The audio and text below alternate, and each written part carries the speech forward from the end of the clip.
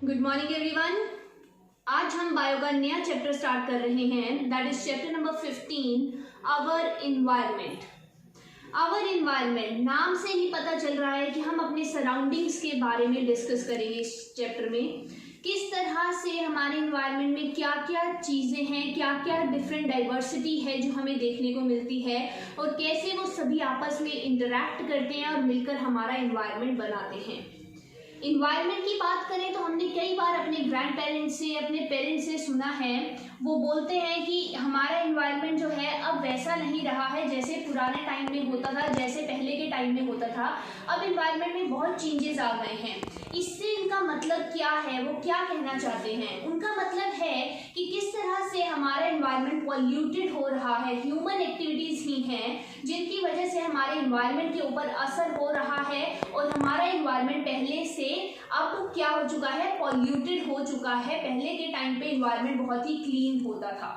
तो हमने न्यूज़पेपर्स में या फिर हम बोले टेलीविज़न के ऊपर बहुत सी इन्वायरमेंट रिलेटेड बातें भी सुनी हुई हैं और हम उसको कोरिलेट करने की कोशिश भी करते हैं, किस तरह से इन्वायरमेंट में क्या क्या चीज़ें हो रही हैं, हमारे आसपास क्या क्या हो रहा है, ये सारी चीज़ें हम देखते हैं।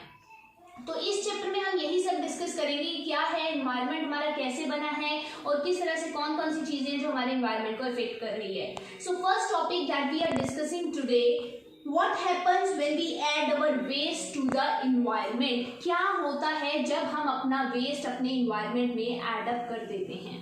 तो ये जानने के लिए हमें पहले पता होना चाहिए कि हमारे इन्वायरमेंट की अगर हम बात करें, हम अपने आसपास की बात करें तो बहुत डिफरेंट टाइप का वेस्ट जो है जनरेट होता है। बहुत डिफरेंट टाइप की चीज़ें होती है जो हम अपने आसपास फेंक देते हैं। कई बार अगर हम पर्सनल वे में भी बात करें तो लोग खाते हैं, वहीं पर ही चीज़ें रख देते हैं, या फिर कुछ रैपर्स हुए खाए वो वहीं पर ही अपने रूम में फेंक देते हैं, डस्टबिन में उसको नहीं फेंकते। तो इससे कैसे हमारा इन्वायरमेंट क्या हो रहा है, पॉल्यूटेड ही हो रहा है। तो एक एक्टिविटी है जो हम परफॉर्म कर सकते हैं इस आंसर देने के लिए कि कौन सी चीज़ें हैं जो वेस्ट मटेरियल को बना रही हैं, कैसे हमारा मटेरियल कौन सा वेस्ट है, कौन सा यूजफुल है, हम दोबारा से उसको यूज़ कर सकते हैं।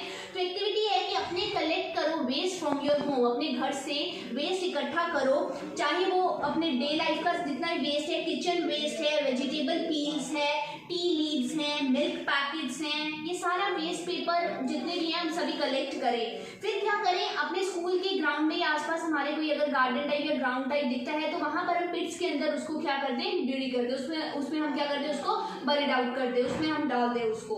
फिर उसके बाद में देखें 15 दिन के इंटरवल के बाद हम उसको जाकर चेक करें और वहां पर देखें कि कौन सा मटेरियल है जो अनचेंज्ड रहा over long period of time और कौन से मटेरियल है जो कि चेंज हो गए, उन्होंने अपना स्ट्रक्चर, अपना फॉर्म चेंज कर लिया ओवर द टाइम। और ये कौन से मटेरियल है जो चेंज हुए और कौन से फास्टर चेंज हुए हैं और कौन से हमारे धीरे धीरे चेंज हुए हैं। अब अगर मैं बात करूं वेस्ट हमारा कैसा जनरेट होता है, उसके ऊपर दोबारा से आऊं तो मैं पहले ये बताना चाहूंगी कि लाइफ प्रोसेसेस चैप्टर में मैंने डिस्कस किया था कि किस तरह से डिफरेंट एंजाइम्स होते हैं जो डिफरेंट टाइप के फूड को डाइजेस्ट करने में हेल्प करते हैं। प्रोटीन्स के लिए अलग टाइप के एंजाइम्स होते हैं, कार्बोहाइड्रेट्स के लिए अलग एंजाइम्स होते हैं। ऐसे ही हमने देखा होगा कि बहुत सारे एंजाइम जो है, हम खाना देखो डिफरेंट टाइप का खाते हैं, लेकिन उसको डाइजेस्ट करने के लिए भी क्या होते हैं, डिफरेंट टाइप के एंजाइम्स होते हैं। सेम एंजाइम जो है हर चीज पर वर्क नहीं कर सकता, इसीलिए तो एंजाइम्स जो होते हैं उनको बोला जाता है कि they are specific on their action. वो जो भी काम करते हैं उसके लिए वो स्पेसिफिक होते हैं और वो पर्टिकुलर सब्सटेंस को ही ब्रेक डाउन करते हैं। इसीलिए तो अगर हम कोल खा लें, सपोज वी एट कोल, तो कोल खाने से हमारी बॉडी के जो एंजाइम्स है उसको डाइजेस्ट नहीं कर पाते। दैट इज वाई हम ऐसी चीज़ों को नहीं खाते हैं जो हमारी बॉडी में डाइजेस्ट नहीं हो सकती, ठीक है। और कोल खाने से हमें एनर्जी नहीं मिलेगी। हम जो प्रोटीन कार्ब्स ले रहे हैं इनसे हमें क्या है, इनका ब्रेकडाउन होने के बाद हमारी बॉडी में डाइजेस्ट होने के बाद इनसे हमें एनर्जी मिलती है, लेकिन कोल खाने से हमें कोई एनर्जी नहीं मिलने वाली। क्योंकि अब अगर हम बात करें बहुत सारे ह्यूमन मेड मटीरियल जैसे प्लास्टिक को हम एंजाइम्स की हेल्प से ब्रेक डाउन नहीं कर सकते। कुछ तो सब्सटेंसेस ऐसे हैं जिनको हम एंजाइम्स की हेल्प से ब्रेक डाउन कर सकते हैं, लेकिन प्लास्टिक को हम एंजाइम की हेल्प से ब्रेक डाउन नहीं कर सकते। उनके लिए उनको ब्रोकन डाउन करने के लिए कुछ सेप्रोफाइट्स होते हैं, कुछ बैक्टीरियाज होते हैं जो उसको ब्रेक डाउन करते हैं अंडर सम कंडीशंस। अगर हम बात करें मतलब कहने का ये है कि कुछ हमारे ऐसे सब्सटेंसेस हैं जिनको तो हम एंजाइम्स की हेल्प से ब्रेक डाउन कर सकते हैं, कुछ सब्सटेंसेस ऐसे हैं जिनको सेप्रोफाइट्स या बैक्टीरिया जो हैं ब्रेक डाउन नहीं कर सकते। प्लास्टिक को सेप्रोफाइट्स या बैक्टीरिया ब्रेक डाउन नहीं कर सकते, तो उसको हम डिफरेंट कैटेगरी में कैटेगराइज करते हैं। ऐसे सब्सटेंसेस जो हैं उनके ब्रेकडाउन के लिए, कोल के ब्रेकडाउन के लिए कुछ फिजिकल प्रोसेसेस, जैसे कि हम बोल सकते हैं अंडर सम कंडीशंस लाइक हमारी हीट या pressure, high heat high pressure डालने से वो सब्सटेंसेस क्या होते हैं, ब्रेक डाउन होते हैं। तो इसी के बेसिस पर कि कैसे कोई भी सब्सटेंस है वो ब्रेक डाउन हो पा रहा है एंजाइम्स की हेल्प से या नहीं हो पा रहा है, इसके बेसिस पर हमने दो टाइप के वेस्ट जो है जनरेट होते हैं। दो टाइप के वेस्ट कौन से हैं हमारे? substances that are broken down by biological processes and substances जो biological processes से break down नहीं होते हैं। जो तो substances, जिन substances को हम biological processes से break down कर सकते हैं, biological processes means enzymes या bacteria की help से जिनको हम break down कर सकते हैं, उन substances को हम biodegradable substances बोलते हैं। और ऐसे सब्सटेंसेस जिनको हम बायोलॉजिकल प्रोसेसेस से ब्रेक डाउन नहीं कर सकते उनको हम बोलते हैं नॉन बायोडिग्रेडेबल सब्सटेंसेस। तो यहाँ पर हमने दो चीजें पढ़ी, biodegradable substances and non biodegradable substances. Substances which can be broken down with the help of biological processes such as enzymes and bacteria are called biodegradable, और जिनका हम ब्रेक डाउन नहीं कर सकते बायोलॉजिकल प्रोसेसेस से they are non biodegradable substances. और ये जो सब्सटेंसेस हैं, जो बायोडिग्रेडेबल सब्सटेंसेस हैं, उनको माइक्रो ऑर्गेनिज्म जल्दी से खा लेंगे तो वो शॉर्ट टाइम के लिए ही हमारे इन्वायरमेंट में रहेंगे, लेकिन नॉन बायोडिग्रेडेबल सब्सटेंसेस जो होते हैं वो लॉन्ग टाइम के लिए हमारे इन्वायरमेंट में रहते हैं। इसी के बेसिस पर क्वेश्चंस हैं, कुछ पेज नंबर 257 पर होंगे, कुछ बुक्स में जो न्यू एडिशंस की बुक्स आई होंगी उनमें ये क्वेश्चन जो है किसी अलग पेज पर दिए गए होंगे, लेकिन मैं क्वेश्चन बोल रही हूँ उसको ध्यान से सुन लेना एंड नोट डाउन कर लेना। फर्स्ट क्वेश्चन है, व्हाई आर सब substances biodegradable and non biodegradable? कुछ सब्सटेंसेस बायोडिग्रेडेबल होते हैं और कुछ नॉन बायोडिग्रेडेबल होते हैं, ऐसा क्यों होता है? तो मैंने अभी आंसर बताया कि क्या है, हमारे इन्वायरमेंट में बहुत सारे बैक्टीरिया, माइक्रो ऑर्गेनिज्म जो हैं वो रहते हैं, वो होते हैं। अब उनको भी तो कोई ना कोई काम करना है, अगर वो उनके होने का फायदा ही क्या होगा, उन सेप्रोफाइट्स, उन बैक्टीरिया के होने का फायदा क्या होगा अगर इन्वायरमेंट में वो कुछ काम ही नहीं कर रहे?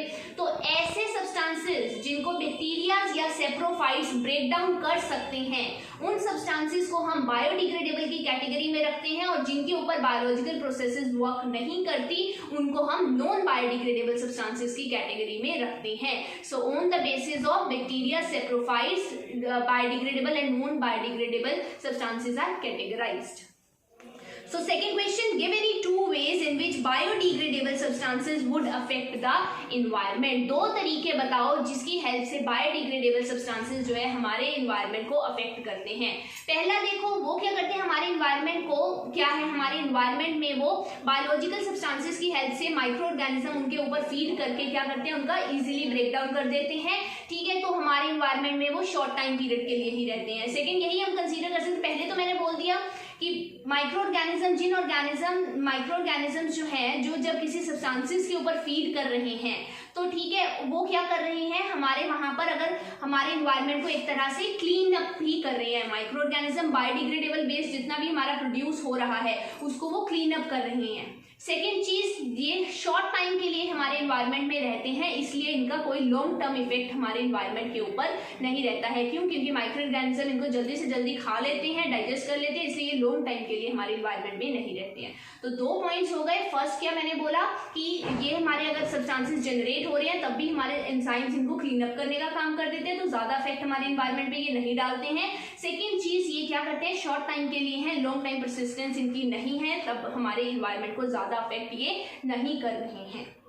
थर्ड क्वेश्चन है, give any two ways in which non biodegradable substances would affect the environment. अब दो तरीके बताने हैं जिससे नॉन बायोडिग्रेडेबल सब्सटेंसेस हमारे एनवायरनमेंट को अफेक्ट कर रहे हैं। तो पहला तरीका क्या है, ये ऐसे सब्सटेंसेस होते हैं जो हमारे एनवायरनमेंट में लॉन्ग टर्म के लिए रहते हैं, तो they could harm our environment. Second, ये हमारी soil pollution, air pollution, water pollution ये क्रिएट कर सकते हैं। सो नॉन बायोडिग्रेडेबल इन दो तरीके से हमारे एनवायरनमेंट को अफेक्ट कर रहे हैं। तो यहाँ पर ये टॉपिक खत्म हो रहा है। सेकेंड टॉपिक जो आज के लेक्चर में हम करेंगे that is ecosystem and what are its component. Ecosystem क्या है, इसके क्या कंपोनेंट है। अब देखो जितने भी प्लांट्स हैं, एनिमल्स हैं, ह्यूमन हैं, इंसेक्ट्स हैं, हमारे आसपास जितने भी टाइप के ऑर्गेनिज्म हैं, हमारा मिलकर ये क्या कर रहे हैं, सराउंडिंग बना रहे हैं। ये जितने भी फिजिकल सराउंडिंग हमारे इन्वायरमेंट जो हमारे आसपास बन रहे हैं, ये आपस में क्या कर रहे हैं, इंटरैक्ट कर रहे हैं। प्लांट्स, एनिमल, ह्यूमन सब आपस में इंटरैक्ट कर रहे हैं। इंटरैक्ट करके ये हमारा क्या कर रहे हैं, इकोसिस्टम बना रहे हैं। तो इकोसिस्टम हमारा क्या है, सारे जितने भी फिजिकली इंटरैक्टिंग कंपोनेंट्स हैं हमारे इन्वायरमेंट में, दे मेक अवर इकोसिस्टम। दो टाइप के कंपोनेंट है, बायोटिक कंपोनेंट और एबायोटिक कंपोनेंट।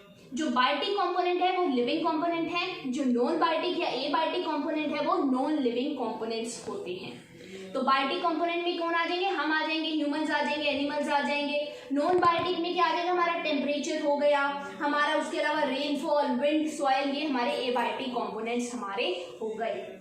एग्जाम्पल के लिए अगर मैं एक गार्डन की बात करूं तो गार्डन में डिफरेंट टाइप के प्लांट्स होंगे, ग्रासेस होंगी, ट्रीज होंगे, फ्लावर बेयरिंग प्लांट्स होंगे जैसे जैस्मिन, सनफ्लावर, एनिमल्स होंगे, फ्रॉग होंगे, इंसेक्ट्स होंगे, ये सारे कंपोनेंट होंगे। तो जितने भी लिविंग कंपोनेंट्स हैं, जैसे कि हमारे लिविंग कंपोनेंट्स में कौन आ गए, हमारे ये इंसेक्ट्स और प्लांट्स की हमने बात की, आपस में क्या कर रहे हैं, इंटरैक्ट कर रहे हैं। इंटरैक्ट कैसे, देखो प्लांट्स में तुम्हें पता है प्रोसेस होती है पॉलिनेशन।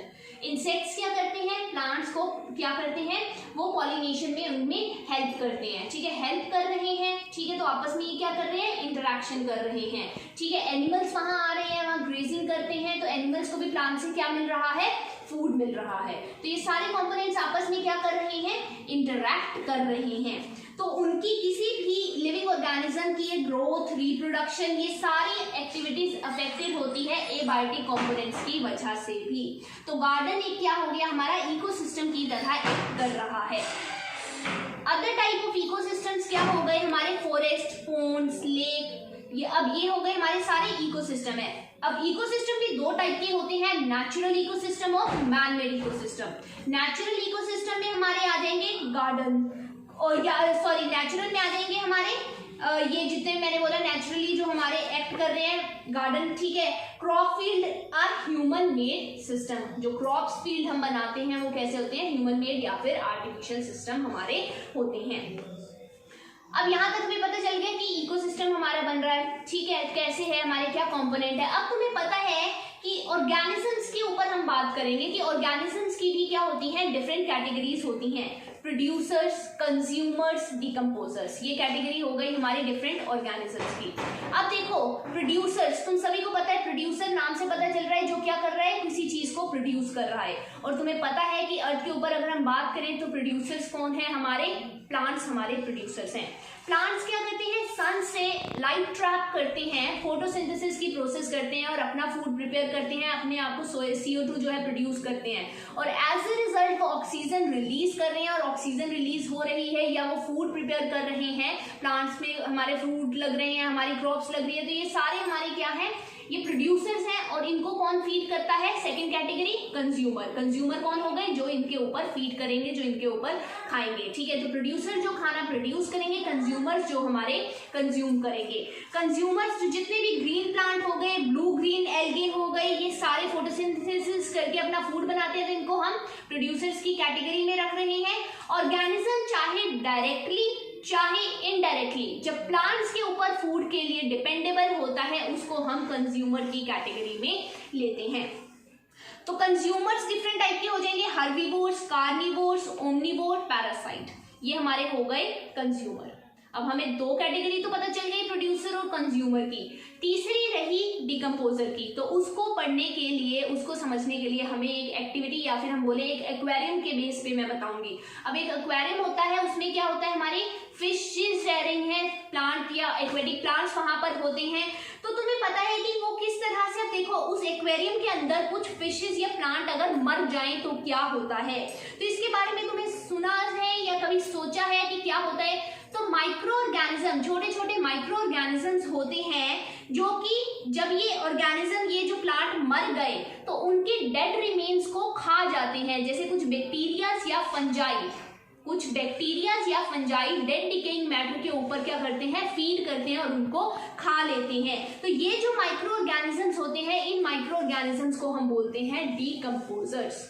क्या बोलते हैं, डीकंपोजर। थर्ड कैटेगरी, डीकंपोजर्स क्या करते हैं, डेड मैटर के ऊपर हमारे फीड करते हैं, ठीक है। Organic substances, complex organic substances को सिंपल इनऑर्गेनिक सब्सटेंसेस में ये कन्वर्ट कर देते हैं और वापस से फिर सॉइल में जाते हैं, और जब सॉइल में चले गए तो डिफरेंट प्लांट्स उनको क्या कर लेते हैं, यूज अप कर लेते हैं।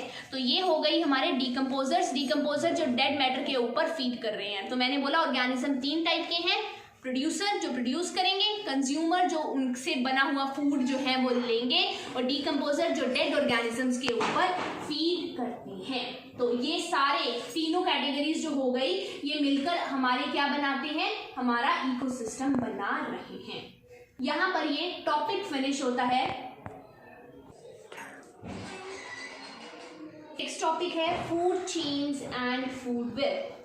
अभी हमने पढ़ा कि किस तरह से हमारे एनवायरनमेंट में डिफरेंट ऑर्गेनिजम्स हैं, वो आपस में इंटरैक्ट कर रहे हैं। तो इंटरैक्ट कर रहे हैं सारे ऑर्गेनिज्म, चाहे बायोटिक है, एबायोटिक है कंपोनेंट, वो सभी आपस में इंटरैक्ट कर रहे हैं। तो ये एक सीरीज बना रहे हैं जिसमें ऑर्गेनिज्म जो है डिफरेंट ऑर्गेनिज्म डिफरेंट लेवल पे हमारे क्या कर रहे हैं, आपस में वो इंटरैक्ट कर रहे हैं। तो ईच स्टेप, ये जो हमारे लेवल्स बन रहे हैं, इन लेवल्स को हम बोलते हैं trophic level. Each step of a food chain forms a tropic level. Each step जो होता है हमारी फूड चेन का, वो हमारा क्या बनाता है, ट्रॉपिक लेवल हमारा बनाता है, ठीक है। ऑटोट्रॉप्स, तो सबसे पहला जो लेवल आएगा उसमें आएंगे हमारे ऑटोट्रॉप्स या फिर प्रोड्यूसर, फर्स्ट लेवल। अब मैंने क्या बात करनी है, फूड चेन की या ट्रॉपिक लेवल्स की बात करनी है। तो सबसे पहले लेवल पे आएंगे हमारे प्रोड्यूसर्स, जो कि हमारे प्लांट्स होते हैं, ठीक है। वो तुम्हें पता है एनर्जी सन से कैप्चर करके फूड बनाने में हेल्प करते हैं। तो प्रोड्यूसर्स जो है फर्स्ट कैटेगरी हमारी ट्रॉपिक लेवल की बनाएंगे। सेकंड कैटेगरी में हमारे कौन आएंगे, कंज्यूमर, प्राइमरी कंज्यूमर आएंगे, देन हमारे सेकेंडरी कंज्यूमर आएंगे, देन टर्शरी कंज्यूमर आएंगे। इस तरह से हमारे ये जो लेवल्स बनते जा रहे हैं, इन लेवल्स को हम बोलते हैं ट्रॉपिक लेवल्स, ठीक है। ट्रॉपिक लेवल्स बोलते हैं। ट्रॉपिक लेवल्स में हमारे स्मॉल, लार्ज, हर तरह के हर्बीवोर्स हमारे कंज्यूमर्स आएंगे इनके अंदर। अब तुम्हें पता है जो हम खाना खाते हैं वो हमें फ्यूल की तरह या एनर्जी की तरह एक्ट करता है और हमारा काम करने में हमें हेल्प करता है। तो इंटरैक्शंस जो वेरियस कंपोनेंट की हो रही है एनवायरनमेंट में, उसमें साथ के साथ क्या हो रहा है, एनर्जी का फ्लो हो रहा है। एक लेवल से दूसरे लेवल में, तीसरे लेवल में किसका ट्रांसफर हो रहा है, एनर्जी का ट्रांसफर हो रहा है। तो ये जो इंटरेक्शन हो रही है, इससे एनर्जी का जो ट्रांसफर हो रहा है, इसमें हम बात करेंगे। सबसे पहले जो ऑटोट्रॉप्स होते हैं वो सनलाइट कैप्चर करते हैं। अब सन की रेज जितनी भी पड़ रही हैं, जितनी भी लाइट सन की आ रही है, प्लांट सिर्फ उसका 1% जो है वो कैप्चर करते हैं। सपोज सन तो क्या है, पूरी 100% लाइट दे रहा है, लेकिन उस सनलाइट का only 1% is captured by plants. अब वो 1% जो है उसको हम एज 100% लेकर चलेंगे, कंसीडर करके चलेंगे कि हमारे प्लांट्स के पास 100% चीज आ गई। अब उस 100% का ओनली 10% जो है वो आगे जो है ट्रांसफर हो रहा है। रियलिटी बेस बोले तो ओनली 1% जो लाइट उसने कैप्चर की है, ओनली दैट 1% लाइट जो है वो आगे, या 1% एनर्जी जो है वो आगे ट्रांसफर होगी। 1% का 10% आगे ट्रांसफर होगा, उसका 10% नेक्स्ट लेवल पे ट्रांसफर होगा। इस तरह से एनर्जी ट्रांसफर हो रही है। तो अगर एग्जांपल के लिए, हाइपोथेटिकली एग्जांपल के लिए मैं 1% को 100% कंसीडर कर रही हूँ, तो तुम हिसाब लगा लो, उस 100% का 10% आगे जाएगा, बाकी जितना बचा उसका 10% नेक्स्ट लेवल पे जाएगा, फिर उतना जितना भी हमारे पास बचकर आया अमाउंट, उसका 10% आगे हमारा ट्रांसफर होता है। इस तरह से एक लेवल से दूसरे लेवल में एनर्जी ट्रांसफर हो रही है। Reality base, only 1% of sunlight is captured by the plant and 10% of that 1% is getting transfer to the next level. तो इसके बेसिस पर एक लॉ आता है जिसको बोलते हैं 10% एनर्जी लॉ। 10% एनर्जी लॉ के accordingly only 10% of the energy of the previous level is getting transfer to the next level. पिछले लेवल की एनर्जी का सिर्फ 10% आगे वाले लेवल के में ट्रांसफर होता है। इसको एकदम क्लियर कर लो, सिर्फ 10% ट्रांसफर होगा। 10% ट्रांसफर हो रहा है तो मतलब 90% हमारा लॉस हो रहा है हीट का। 90% heat is getting lost, only 10% is getting transfer, बाकी का 90% लॉस हो रहा है in the form of heat. फिर थर्ड लेवल पे सेकंड लेवल का 10% जाएगा, ठीक है। इस तरह से हमारा आगे आगे ट्रांसफर हो रहा है। तो यहाँ से तुम एस्टिमेट लगा रहे हो कि 1% का देख लो कितना कम कम कम आगे ट्रांसफर हो रहा है, तो कितनी ज्यादा हीट तो है जो लॉस हो रही है और वापिस से इन्वायरमेंट में जा रही है, सिर्फ 10% की फॉर्म में आगे ट्रांसफर हो रहा है। तो एनर्जी जो है जैसे जैसे हम एक लेवल से दूसरे लेवल में बढ़ते जाएंगे, जैसे जैसे हम एक लेवल से दूसरे लेवल में बढ़ते जाएंगे, एनर्जी का लॉस होता जाएगा, एनर्जी कम कम कम होती जाएगी। Flow of energy is getting very less because only 10% is getting transferred, ठीक है। तो सिंस वेरी लेस एनर्जी ही नेक्स्ट लेवल के लिए बचती है, तो यहाँ पर एक और क्वेश्चन बनता है, दैट इज फूड चेन जो होती है जनरली कंसिस्ट ऑफ 2 और 3 लेवल्स। जो एक फूड चेन होती है, फूड चेन क्या है, एग्जांपल के लिए फूड चेन की मैं बात करती हूँ, जैसे कि हमारा क्या है, ग्रास है। सबसे पहले हमने बात कर ली ग्रास। ग्रास को किसने खाया, गोट ने खाया। गोट को किसने खाया, हिरन ने खाया, डियर ने खाया। तो ये 3 लेवल हो गए, grass, goat and deer, 3 levels हो गए। तो ग्रास के पास सबसे ज्यादा एनर्जी थी, गोट के पास उससे कम एनर्जी आई, डियर के पास सबसे कम एनर्जी आई। तो ये 3 लेवल है। डियर को कोई और खा सकता है, तो ज्यादा से ज्यादा 3 या 4 लेवल्स ये फूड चेन के होते हैं।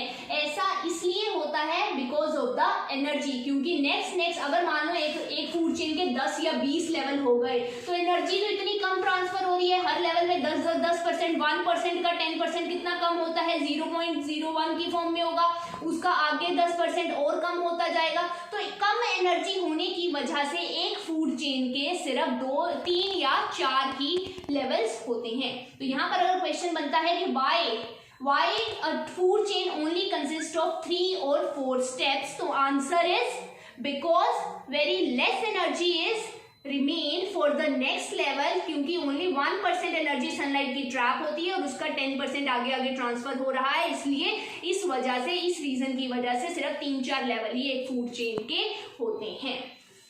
उसके बाद में लोअर, जितना लोअर ट्रॉपिक लेवल होगा, जितना सबसे नीचे वाला ट्रॉपिक लेवल होगा, उसको उतने ही ज्यादा, अगर हम बोले इकोसिस्टम में, उतने ही ज्यादा हमारे क्या होंगे, लोअर वाले ज्यादा होंगे, सेकेंड लेवल वाले कम होंगे, थर्ड लेवल वाले और भी कम होंगे। तो प्रोड्यूसर सबसे ज्यादा है, कंज्यूमर उससे कम कम कम अगर हम बोले होता जाता है। जो एक लेंथ होती है, कॉम्प्लेक्सिटी होती है फूड चेन की, वो वेरी करती है। ईच ऑर्गेनिज्म को कई बार 2 से ज़्यादा डिफरेंट ऑर्गेनिज्म भी खा सकते हैं और इन टर्न उस ऑर्गेनिज्म को और अदर ऑर्गेनिजम्स भी खा सकते हैं। तो एक इंस्टेड की एक सिंगल स्ट्रेट फूड चेन की लाइन बने, एक वेब सा बन जाता है कि इधर से भी एक ऑर्गेनिज्म को खा रहा है, इधर से भी खा रहा है, किसी और को भी। अब जैसे अगर हम बात करें ग्रास को केवल गोट ही तो नहीं खाती है, और डिफरेंट ऑर्गेनिजम्स भी खा सकते हैं। माउस की बात करें, रैट की, चूहे की बात करें, तो चूहे को सिर्फ बिल्ली तो नहीं खाती है, और भी डिफरेंट ऑर्गेनिजम्स खा सकते हैं। तो इस तरह से डिफरेंट ऑर्गेनिज्म जब आपस में इंटरेक्ट करके एक ही पर्सन को खा रहे हैं, तो डिफरेंट वे से वो एक वेब सा बना रहे हैं। वो वेब बना रहे हैं तो उसको हम बोल देते हैं फूड वेब, उसको हम बोलते हैं फूड वेब, ठीक है हुआ। Here you can see the diagram of the food chain। यहाँ देखो ग्रास, उसको किसने खाया, गोट। अगर हम बात करें डियर ने, गोट ने खाया होगा, या उसके बाद डियर ने खाया, देन टाइगर उस डियर को खा रहा है। इधर देखो एक फूड चेन बन रही है, ठीक है। इंसेक्ट्स खा रहे हैं इस ग्रास को, फ्रॉग खा रहा है, देन इंसेक्ट्स को, स्नेक खा रहा है फ्रॉग को, ईगल खा रही है स्नेक को। तो 3-4 लेवल वाली ये भी एक फूड चेन बन रही है, ठीक है। तो इस तरह से फूड चेन्स हमारी होती हैं। Here you can see the tropic levels। tropic level सबसे पहले producer, then primary consumers, then secondary consumer, then tertiary consumers। तो ये क्या हमारे हैं tropic level। सबसे नीचे है producers, उसके बाद consumer, then secondary and tertiary consumers। This is the diagram of the food web. देखो फूड वेब का मतलब है, ये देखो जैसे ये क्या है हमारा माउस, माउस को कैट भी खा रही है, बिल्ली भी खा रही है, यहाँ से एक बर्ड भी खा रहा है, यहाँ स्नेक भी माउस के ऊपर फीड कर रहा है, और यहाँ देखो स्नेक को, ठीक है, स्नेक की अगर हम बात करें, ये हमारा पिकॉक भी स्नेक को खा रहा है, ये ईगल भी स्नेक को खा रही है। तो डिफरेंट डिफरेंट ऑर्गेनिजम्स क्या कर रहे हैं, आपस में क्या कर रहे हैं, एक ही पर्टिकुलर ऑर्गेनिज्म को जब खा रहे हैं तो एक वेब सा ये बनाते जा रहे हैं, इसको हम बोल देते हैं फूड वेब। एक सिंगल चेन बनने की जगह डिफरेंट डिफरेंट कॉम्प्लेक्सिटी से हमारी एक वेब बन रहा है। Last diagram showing the flow of energy. जो मैंने अभी एनर्जी वाला कॉन्सेप्ट समझाया कि एनर्जी देखो, सनलाइट ने प्रोड्यूसर्स प्लांट्स को एनर्जी दी, प्लांट उस एनर्जी को हर्बीवोर्स को सेंड करेंगे, हर्बीवोर्स से वो कार्निवोर्स को जाएगी, कार्निवोर्स से वो टॉप कार्निवोर्स को जाती है। तो इस तरह से फ्लो ऑफ एनर्जी होता है।